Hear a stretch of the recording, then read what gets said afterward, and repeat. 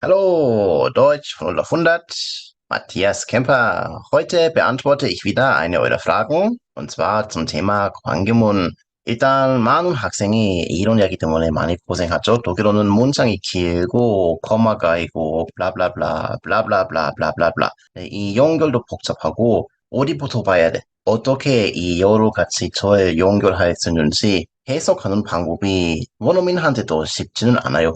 몇 가지 힌트나 방법이 있는데 결국은 역시 첫 번째 거는 단어였죠. 단어 잘 모를 때는 문법도 결국은 도움이 안 되고 무슨 의미 있는지는 알 수가 없어요. 그래서 단어 먼저 잘 알아야 돼요. 그래서 단어만 보고 대체로 의미는 파악할 수 있겠죠. 그래도 긴 문장 되면 어디부터 시작하고 다음은 어떻게 연결하는지 이 흐름 같은 거, 이 시스템 이해할 필요가 있죠. Zum Beispiel 먼저 간단한 관계문. Das Buch, das ich gestern gelesen habe, war interessant. 처음 관계문 배웠을 때 이렇게 이야기했죠. 가운데는 1, 왼쪽 2, 오른쪽 3. 그래서 먼저 가운데 보시면 돼요. 난 어제 읽었다. 관계문은 결국 어떤 동사 다로 꾸낼 수 없어요. 관계문이라서 는 아니면 한 아니면 했던 연결 문법이죠. 그러면 어제 제가 읽었던 왼쪽 책, 이 책은 뭘? 오른쪽. 재미있었어. 아주 다시 가운데 먼저 제가 어제 읽었던 책 재미있었다. 기계적인 흐름으로 해석하는 분도 있어요, 분명히. 그러면 이런 느낌. 책은 제가 어제 읽었다. 재미있었다. 이런 느낌으로 해석할 수 있으면 분명히 되겠죠. 그래도 아마 자연스럽게 한국말로 표현하고 관계문 흐름도 잘 잡고 싶으면 어제 읽었던 책은 재미있었어. 이거밖에 없죠. 하지만 문제는 여기부터 코마가 조금 더 많이 생겼을 때는 무슨 이야기가 무슨 이야기인지 먼저 잘 생각해야 돼. Das Buch, das ich gestern gelesen habe, war interessant. 일단 여기는 하나의 관계문. 가운데는 while는 다행 있게 연결 관계문은 아니고 이거 의미상의 연결 문장이죠. 때문에, 왜냐하면, 니까이죠. 그래서 제가 역시 어제 읽었던 책, 이 책은 재미있었다. 왜 재미있었어? 왜냐하면 es ein Thema war. 어떤 테마였어. 무슨 테마였어? Das mich sehr interessiert. 관심이 있는 테마였어. 그래서 관심 있는 테마 역시 다시 오른쪽 먼저. 그 다음은 왼쪽. also 다시 한번. 어제 읽었던 책은 재미있었다. 왜냐하면 이것은 나한테 재미있는 테마 때문에 이렇게 해석할 수 있겠죠. also 포인트는 긴 문장은 왼쪽 시작하고 1, 2, 3, 4, 5 이렇게는 잘 안 될 걸.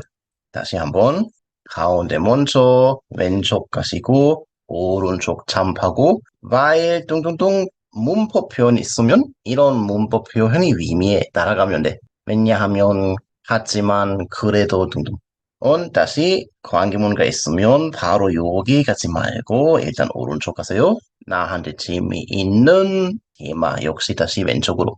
하지만 왜냐하면 그래도 등등 이런 문법 연결이 없고 완전히 관계문에다가 관계문 제약의 경우 또다시 관계문 나열될 수도 있어요, 독일어. 조금 장난 같은 느낌으로 관계문 만들었는데 먼저 빨리빨리 읽어드릴게요. Die Frau, die ich gestern im Café getroffen habe, das neben meiner Firma ist, in der ich schon seit 3 Jahren arbeite, studiert an einer Universität, die in Korea, einem Land in Asien, sehr berühmt ist. 이런 관계문도 원어민 아마 그냥 듣고 이런 이야기 있구나는 이해하기가 살짝 어려워요. 단어가 다행 있게 쉬우니까 대체로는 알죠. 그래도 이런 복잡한 관계문은 원어민도 고생해야죠.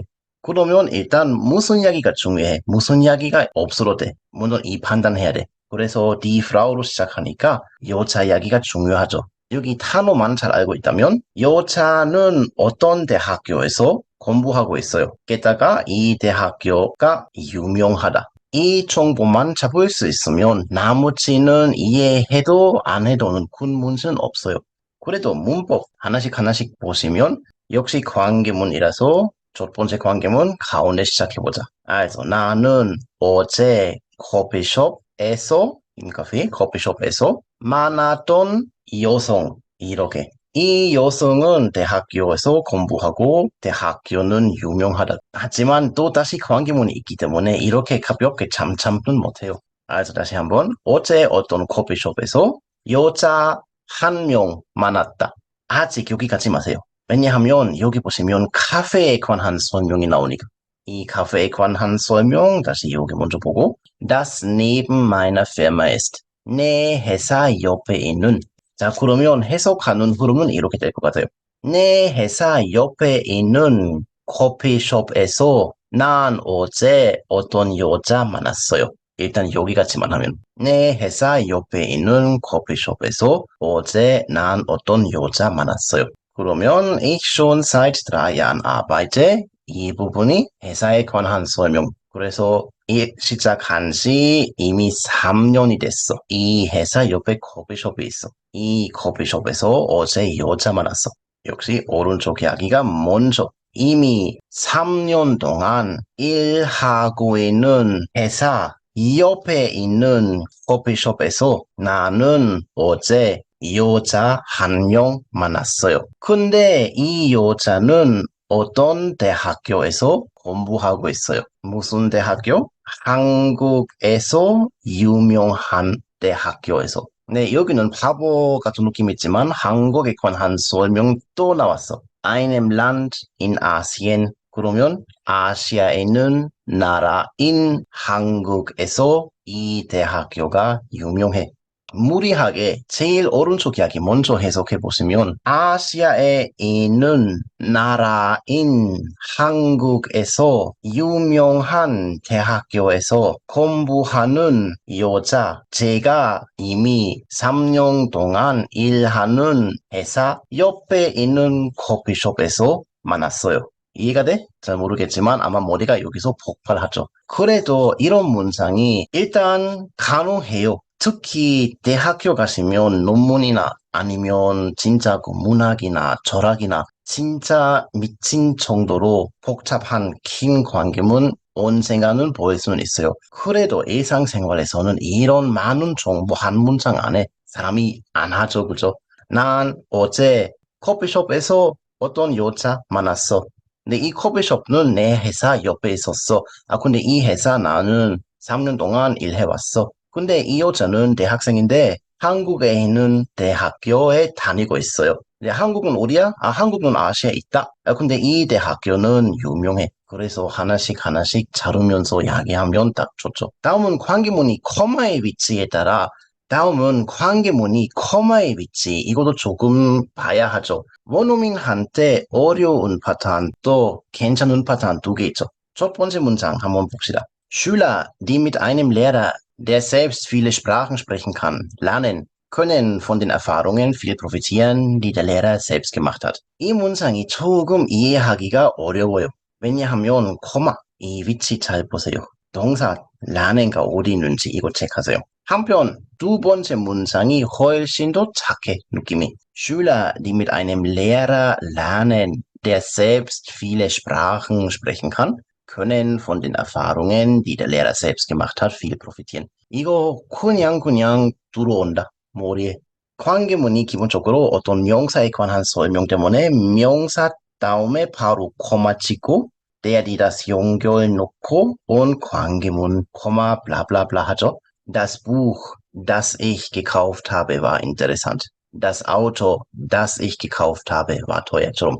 하지만 바로 첫 번째 문장처럼 명사 뒤에 코마 찍고 관계문 넣으면 동사, 코마, 동사 연결 생길 수도 있으니까 역시 복잡하네요. 그래서 명사, 동사, 한 약이 일단 끝까지 정리하고 관계문 만드는 게는 착하다. 그래서 Schüler, die mit einem Lehrer lernen, 그죠? 먼저 이거 하나의 의미 되어 있는 문장이죠. 어떤 선생님이랑 같이 배우는 학생들. 자, 다음은 der selbst viele Sprachen sprechen kann는 der 때문에 Lehrer에 관한 설명.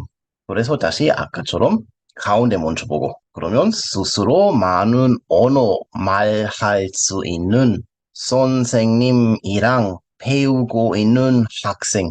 그래서 우리가 왼쪽 1, 2, 3는 안 하고 역시 오른쪽부터 스스로 많은 언어 말할 수 있는 이 절은 첫 번째고 할 수 있는 선생님이랑 이거 두 번째 절. 공부 아니면 배우고 있는 학생들은 여기는 드디어 왼쪽 갔어. 자, 이 학생들을 뭘 해? können profitieren, 이익을 봤다. 무슨 이익을 봤다? Von den Erfahrungen, 경험. 무슨 경험? Die der Lehrer selbst gemacht hat. 선생님이 스스로 했던 경험으로부터 이익을 받을 수 있어. 그래서 중요한 이야기는 명사 바로 다음에 무조건 코마 지고 관계문 시작해야 할 필요가 없어요. 오히려 동사 뒤에 관계문 만드는 게는 긴 문장의 경우 오히려 착해요. 하지만 역시 자 바로 이렇게 하면 모든 관계문 여러분이 쉽게 이해할 수 있어 이런 방법이 안타깝게도 없죠. 그래도 긴 문장의 경우는 왼쪽 먼저 보고 쭉쭉쭉 간다는 아마 어려울 텐데 그래도 하나씩 천천히 무리하게 기계적으로 이상한 한국말로 표현할 수 있으면 가능성이 있지. 자, 한번 해보자. 학생들은 어떤 선생님이랑 같이 공부하다. 일단 오케이, 그죠? 학생들이 어떤 선생님이랑 공부하다. Der selbst viele Sprachen sprechen kann. 스스로 여러 가지 언어 말할 수 있는 선생님 있구나. 다시 여기 일단 머릿속에 소책하고 우리가 무슨 이야기해? 학생 이야기해. 다시 학생 픽업하고 이런 학생은 할 수 있어. 뭘 할 수 있어? profitieren 할 수 있어. 이익 받을 수 있어. 무슨 이익? 경험 und 선생님 스스로 했던 그러면 하나하나씩 다시 조금 의미 있게 정리해보면 선생님이 스스로 했던 경험으로부터 학생들이 이익을 받을 수 있어. 무슨 학생? 스스로 많은 언어 말할 수 있는 선생님이랑 같이 공부하고 있는 이런 학생. 그래서 왔다 갔다 하면서 해석하는 게는 하나의 방법이죠. 그래도 결국은 이런 문장은 진짜 erfahrung가 제일 중요해. 경험. 많은 관계문, 많은 복잡한 이야기 여러분이 직접 경험하고 체험하고 많이 읽기 연습하고 몇 번도 일단 의미만 파악하고 근데 번역 같은 거 혹시 언젠가 하고 싶으면 자, 이 복잡한 이야기 어떻게 한국말로 해야 하는지도 생각하는 게도 하나의 기술이죠. 그래서 한 문장 만들거나 아니면 여러 가지 짧은 문장 따로따로 만들거나 이런 판단도 해야 하죠. 그래서 항상 독일어 공부할 때는 이 목적이 있지, 그죠? 그냥 독일에서 생활하고 싶다. 유학하고 싶다. 막 독일어로 공부하고 싶으면 한국말은 어떻게 되어 있는지는 신경 쓸 필요가 없어요. 하지만 한국에서 독일어 쓰고 싶으면 번역하고 싶다. 아니면 통역하고 싶으면 여기가 제일 큰 문제가 돼요. 그래서 이런 이야기 우리가 의미는 해석할 수 있는데 한국말로 표현할 때는 너무 고생할 것 같아요. 이런 거는 다른 기술 때문에 따로따로 연습하셔야 합니다. 읽기 연습 많이 해보세요. 그 때문에 그 제 수업 아니면 제 교재 보시면 읽기가 진짜 많잖아, 그죠? 특히 중3급에서는 길게 너무 아마 심심하게 힘들게 여러분이 읽기 연습해야 하는데 이 목적이 바로 여기. 이런 복잡한 문장 많이 보고 독일어의 시스템, 이 오감 같은 거 이런 거 다 키워야 하니까 읽기밖에 없어요. 그래서 다시 한번 여유가 있으면 많은 복잡한 문장 한번 읽어보고 어떻게 해야 하는지, 어떻게 번역할 수 있는지, 어떻게 해석해야 하는지 스스로 여러 가지 생각해 보세요. Ich hoffe, dass ihr vielleicht auch selbst ein paar lange Sätze schreiben könnt und dadurch auch dann besser schwieriges Deutsch verstehen könnt. Viel Spaß noch beim Üben. Bis zum nächsten Mal. Tschüss.